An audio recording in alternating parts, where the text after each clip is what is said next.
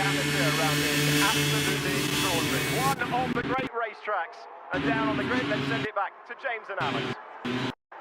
Yeah, the atmosphere down here, Jake C, is electric. You got the DJs blasting music, the fans are in the stands, they're getting excited. But as we get ready for the start, Dallas, I actually want to take a look down. They've done some resurfacing here. Weather always changes, rain always changes in Interlagos, and they've just grooves into the racetrack. What's the purpose of this? It's to help running rules, so we see some impressive saves, but also some scary spins. Practice qualification, the one I'm thinking of last year.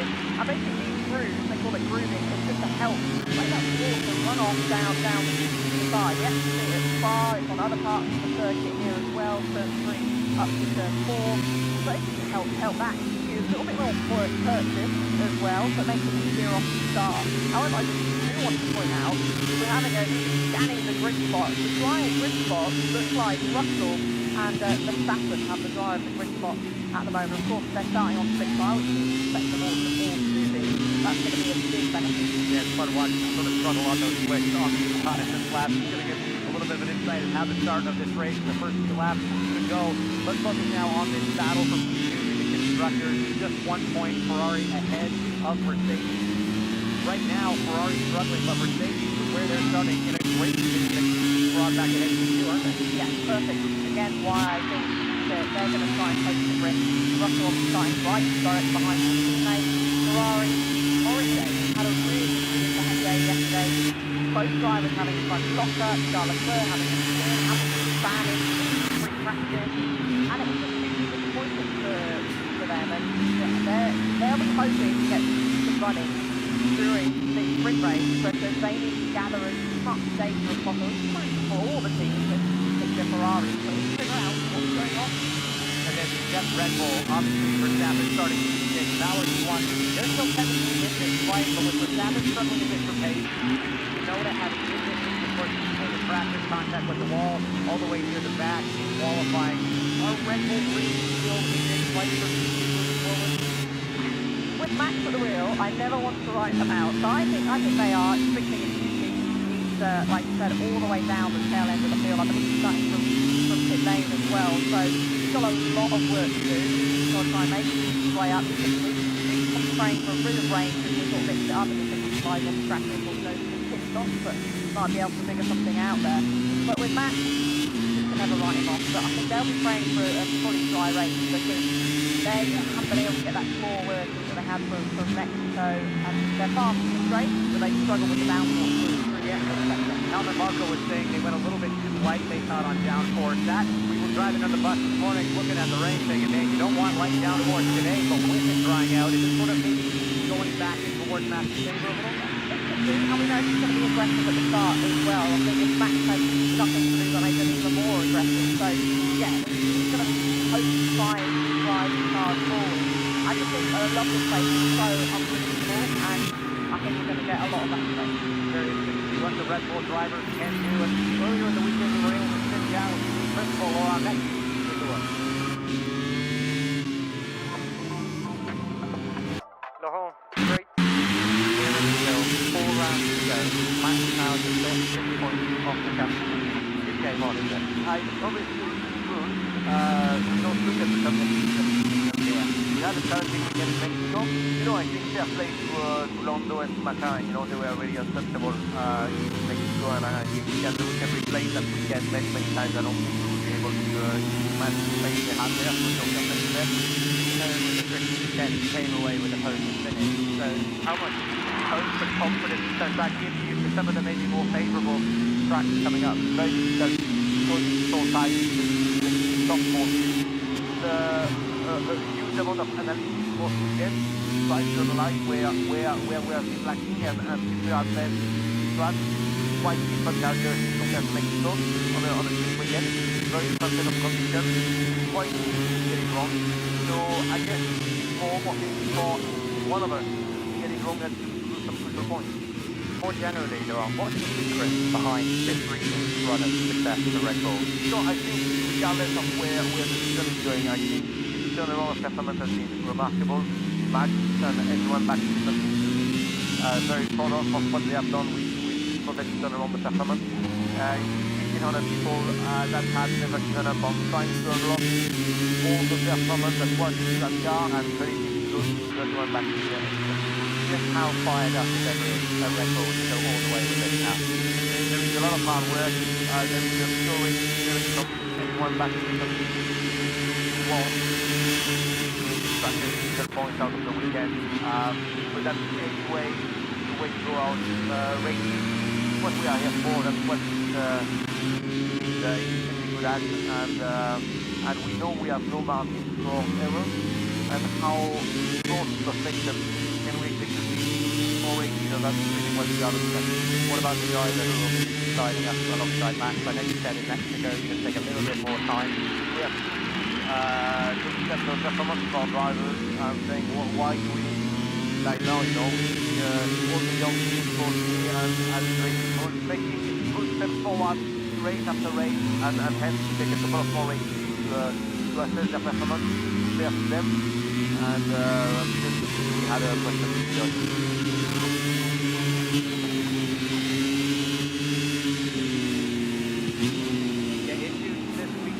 You need to know that it doesn't just have implications for this weekend out, it does have implications for his future as well. He lost down to 7 people. His teammate Hajar up in P9. It kind of makes life difficult for Red Bull at the minute in deciding where the driver lineup is going to look like for 26. Yeah, and usually the weekend did start off great by spinning in the early stages of Prix practice, running at the wall to get back out. They're making the Red Bull job, as you said, really difficult, and time is really running out. We know that the second seat of Red Bull is going to so much pressure to the driver, and it has to pull the shots up, and at the moment, that's right. What you see, so look at Racing Bull. We talked about Lawson a little bit down at the Andrew just outside his point. They're locked in another great battle with the constructors. 6, 7, 8, 9 to 12 points between it. Aston Martin, though, only 3 points back from Racing Bull. Stroll at 7, Alonso at 5. This could be a great opportunity for them to get some points. yeah, well, he's just right in front of Alonso's car. He pops out and immediately decides to put his hand on the floor to check out. He's actually, unluckily for him, got one of the wet sprint spots in the top 26. So it's tough for him, but it's experience, and both drivers are very happy with the car, and I think they'll be qualifying much higher up than we really expected them to. Yeah, you see Fernando Alonso kind of thrives in these conditions, doesn't he? Mixed conditions, difficult conditions, that 400 plus Grand Prix of experience really shows.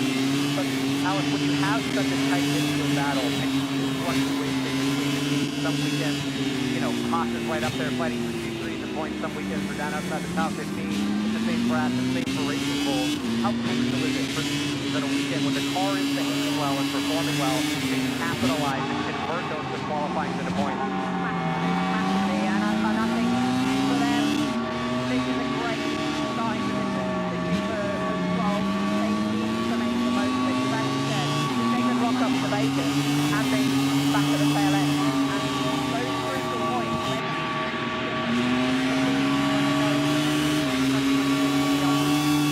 So moving back a little bit, the local hero, Gabriel Bortoleto, huge weekend for him, home Grand Prix. He's never raced here in an open wheel car, only done one race before in a pit stop.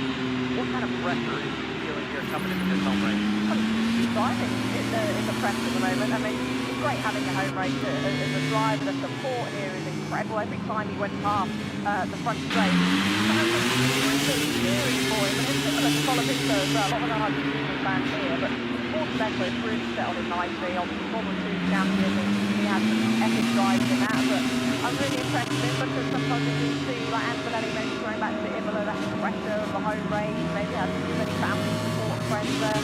Whereas Portugal, all nice and settled, and so far having a great weekend. Having a great weekend. As the teammates will Hulkenberg, the leading guest, he'll line up P10, hoping to pick up a few spots and the points that go along with it. Now let's switch over to Alpine. It seems like for a team that's been really struggling for the last sort of half of this season. This is a bit of an upturn in form. Colavinto got his deal signed earlier in this year. He'll be returning to the squad 26, but there's been some genuine pace out of Gasly as well. Yeah, we kind of wrote them off, didn't we, at the start of the weekend? We said, yeah, they're going to struggle. And then Gasly at one point in Prix One was through, and we thought, oh, hang on a second. They obviously had a great race here last year, second and third with Esteban and Gasly. But actually, Gasly said after Prix One yesterday, he was like, disappointed because we had to back off for the yellow flag. So maybe there was more potential there for them. they're kind of in their own little battle really at the moment in the constructors, but still positive signs for them. Yeah, it'd be great to see if he could spend a little more pace this afternoon. It's going to be tough from where he is in the sprint.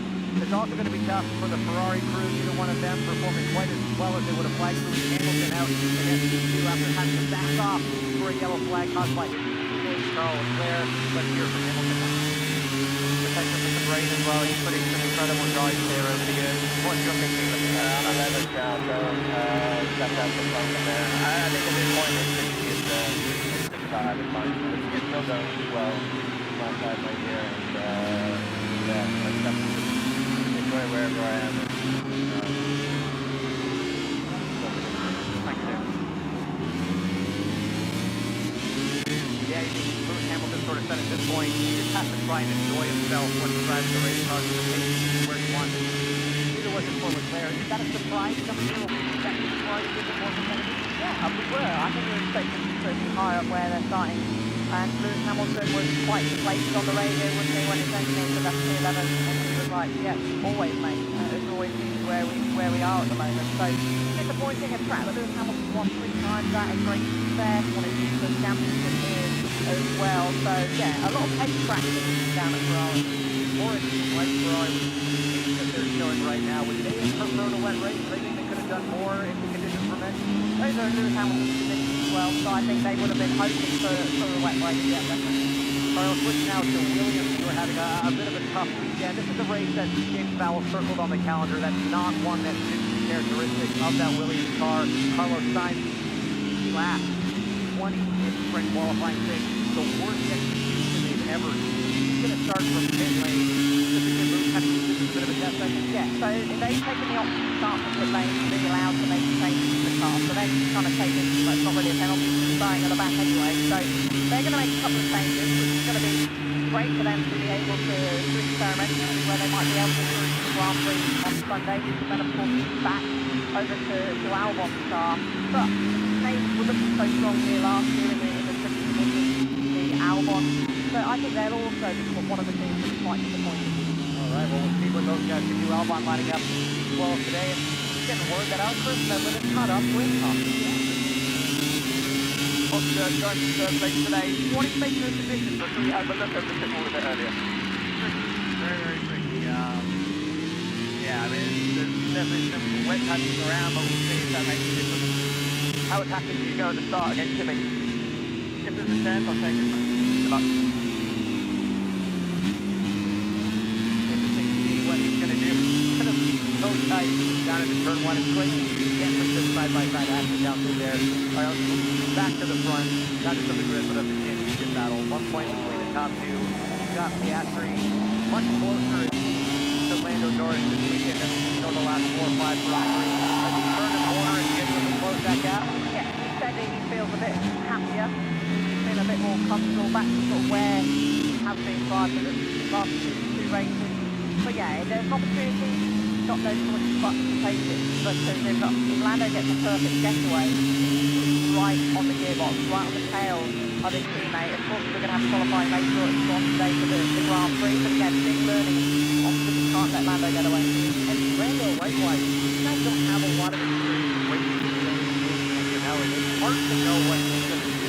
So if you're in Lando, you're starting from pole, but you know there's a rookie who's not going to lose beside him. How do you approach that? He's going to be aware, but he doesn't want to waste his energy worrying about it. He needs to focus on the job in hand, and that is getting off the line, having a clean first lap, and then say, right, that is Lando's way to do now. Because he's still got the pace over the Mercedes, the race pace needs to be stronger.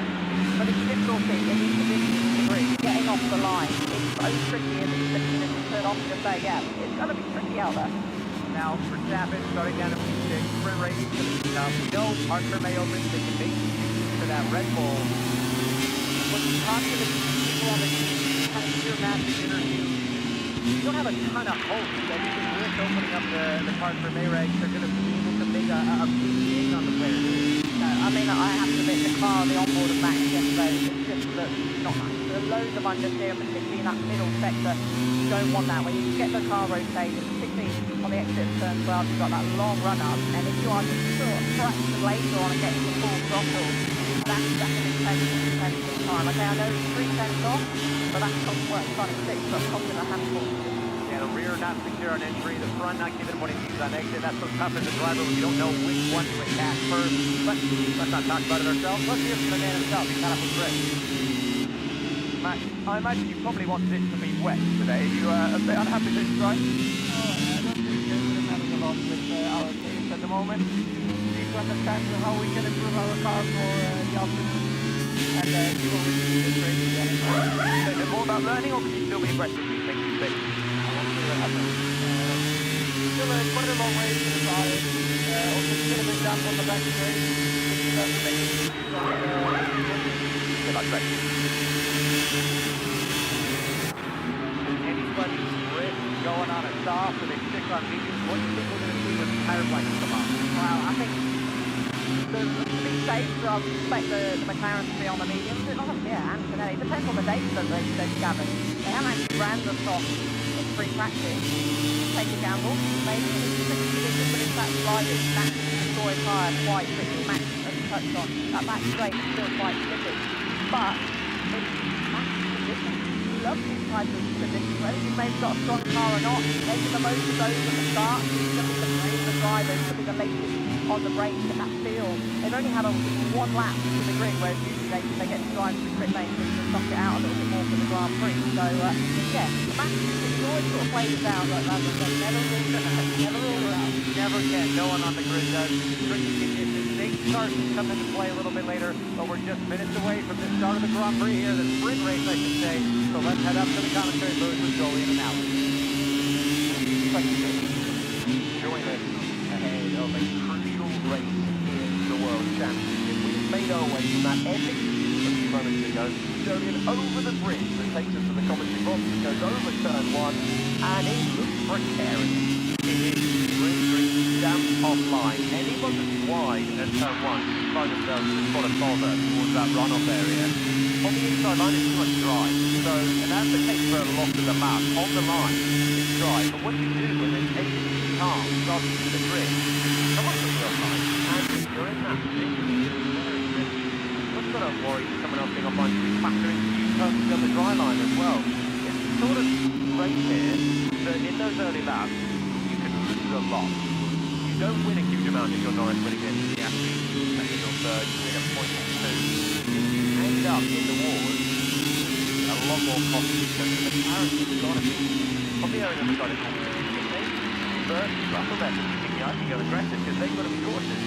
So it's James Dean out there at the front. Very precise.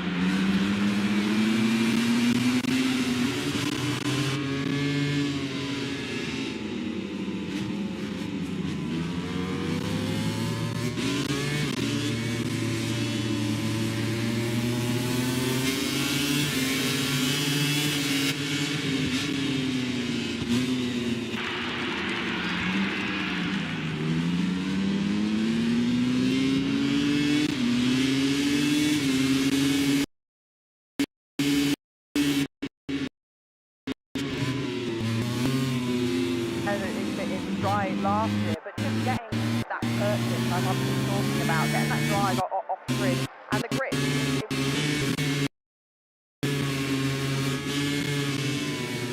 decent amount of grip on the inside here, and actually you can brave it and sneak it down the inside and hold it round the outside of 2.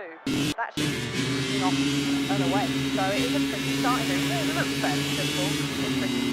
Because of the switchback opportunities, left, right, left to start this lap out, if you're further back in the field, you've got an option maybe to go inside, go outside. Would you rather be outside of 1, have the inside for 2, or the other way around? What do you think is a better run through 3 down into 4? It depends who you're racing next, doesn't it? It depends if you're going around the outside of Max Verstappen. It's not going to give you too much room.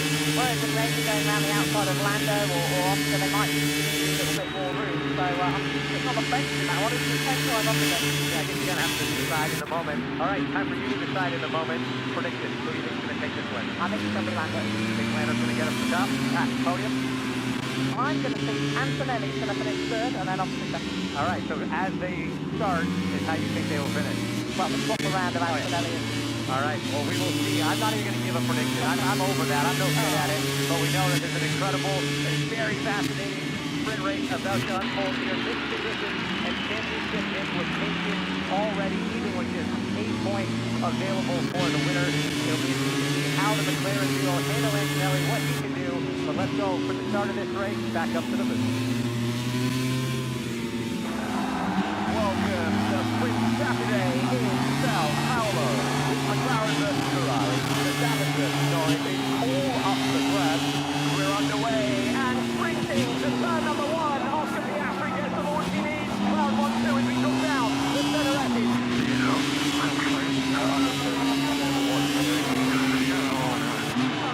Remains complicated for McLaren. McLaren won an opportunity to the car ground. The time is now. Oh, come on, Chopper. It's not even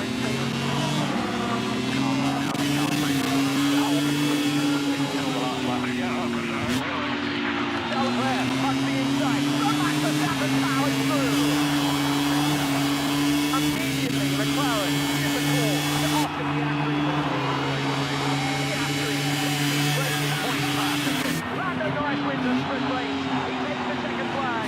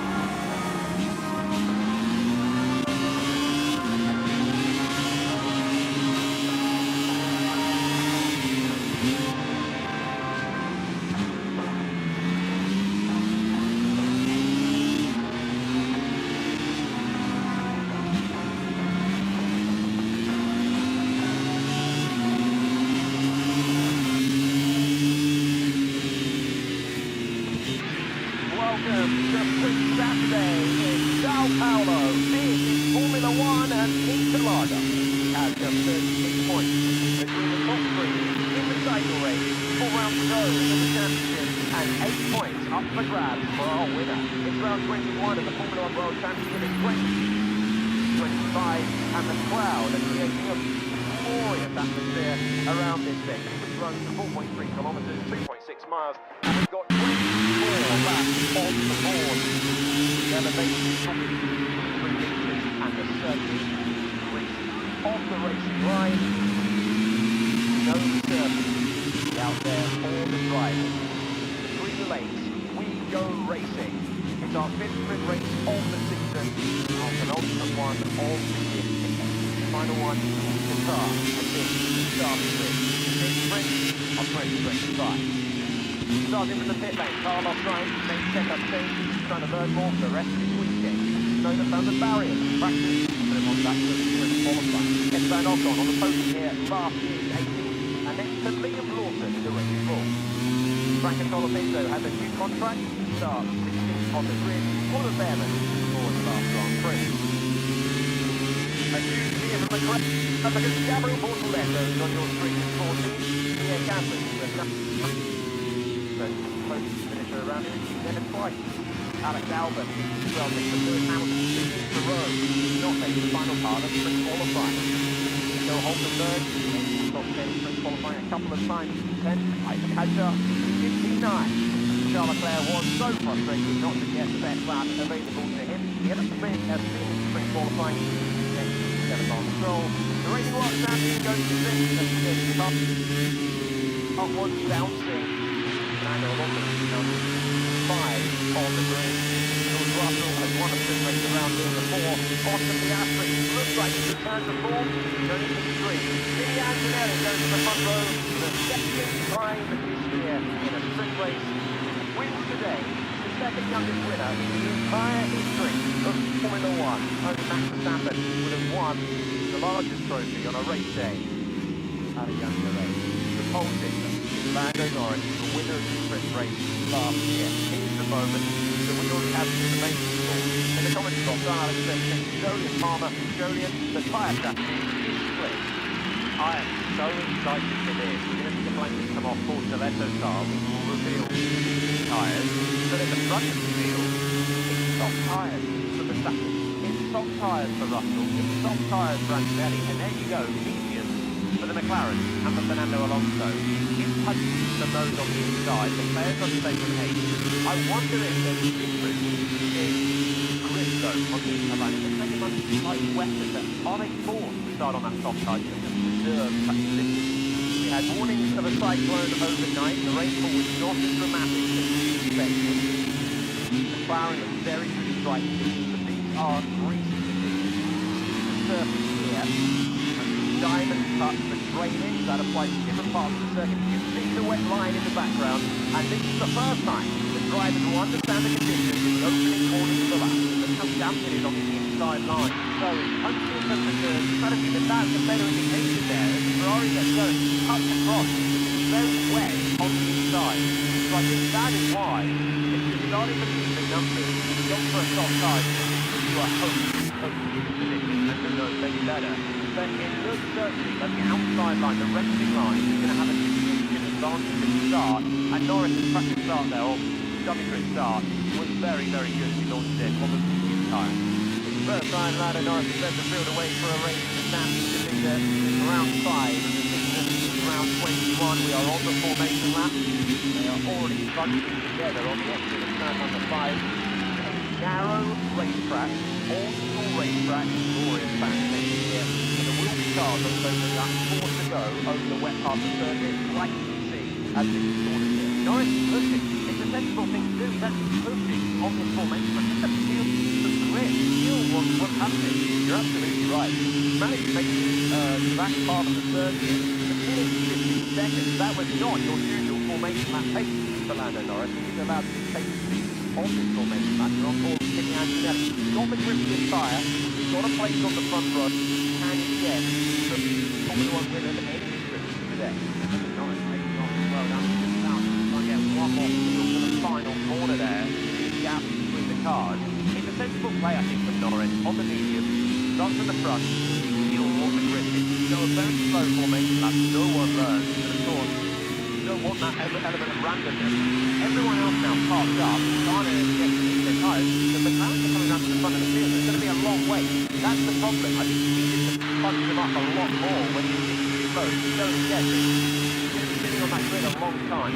We were watching the cars leaving the pit lane, and Gabriel Bortoleto switching out the grid. The two McLarens were pushing on their reconnaissance back to the grid, and Lando Norris on this formation lap did the same thing in the opening 10 corners. So the front side to that corner on the left-hand side of the screen there, Ferrari and the quick right. Both of them, of course, snap them over to the same point. The conditions are treacherous.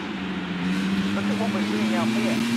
Fernando Alonso going way high to the driest part of the circuit, and Verstappen following him. Max has got an appeal. It's side of the circuit, but it's smart, it's clever to stay on the dry as long as possible, take the tyres, and then come over to the western part of the circuit. You never normally see that. That is not the racing line, that is the dry line. And we're going to see pure six. Two heading to the pit lane are Tsunoda and Carlos Sainz. We will have 8 on the grid, and we have 2 sprint races and 4 Grand Prix to go. The second World Championship in 2020. Short runs in the first corner, barreling into pits from the west part in the strip area.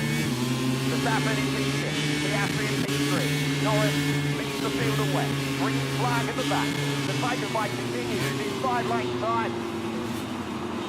We're underway and sprinting to turn number 1. Lando Norris gets the reaction time. What's the second stage like? Piastri side by side with Antonelli. Russell diving to the inside. Aggressive stuff with Verstappen. He gains the position, and we see Norris with the race lead. Antonelli in second place. They're swerving all over the road as they apply the power. Fernando Alonso lost that position to Max Verstappen, who is up to P5.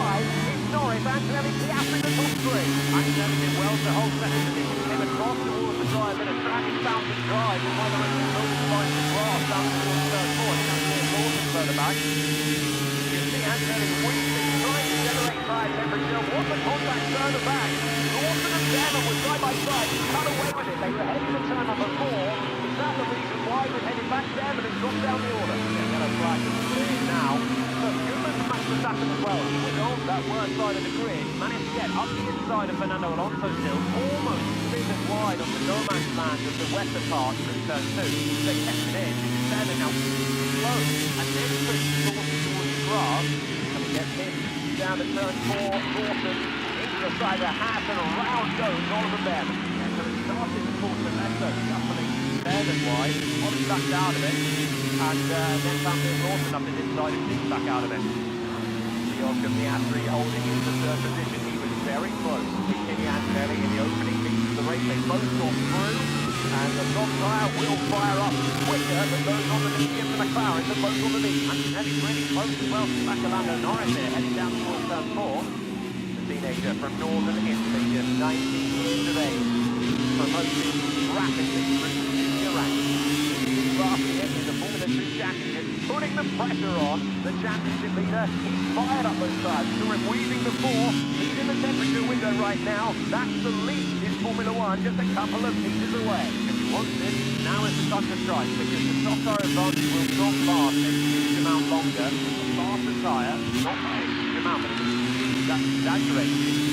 The difficulty will be when they get to lap 20, battling on for the last few laps. One such position now, but Norris is in good on the combined exit there. Out of turn 10 to the Passo, and clear just about, and that's watching wide with understeer coming through this down. The exit of this corner, you take all the momentum through the sweepers, and a lot of spray at a corner you wouldn't normally consider. And Lando Norris leads by a second over Kimi Antonelli and Oscar Piastri. Putting the pressure now on the second place man. Both the defensive riders are on the grittier tyre, on the soft tyre. Verstappen is second behind George Russell. Oh, look at the top 3. Quite retraction coming out of the centre S. Antonelli finding a western car. Not really avoiding to that one. Down the hill. Collected and stayed there. The same made sort of conditions as it is. Driving rules. Finding their feet, learning and getting more established. Drive more and more throughout this race. When you come to a car, they're figuring things out. Generally, in that first section of the racetrack, Antonelli is happy with those corners. Top 8 to your point in the sprint, looking at top 8 Alexander Albon trying to put the pressure on Pierre Gasly, who's up 2 places from where he started. Start as well, up into the top 8 on the tyres. They didn't go with the teammate on the top. Started on the better side of the grid on the outside line, and they use that. So both riders up into the top 8. Constructors Championship points still, for them, for the same, and for Red Bull. Try and stay on the dry part of the circuit, get a 4 after the puddle into turn 1, get back to that dry line, hugging through 1 and 2, and then hoping to not have too much advantage. Practice coming through turn 3, or not quite in the car already when you get there. Quite snappy through that exit. Antonelli dropping back on this lap. It's 1.3 seconds. Now the gap between the leader and second position. Further back, you can see Shaw.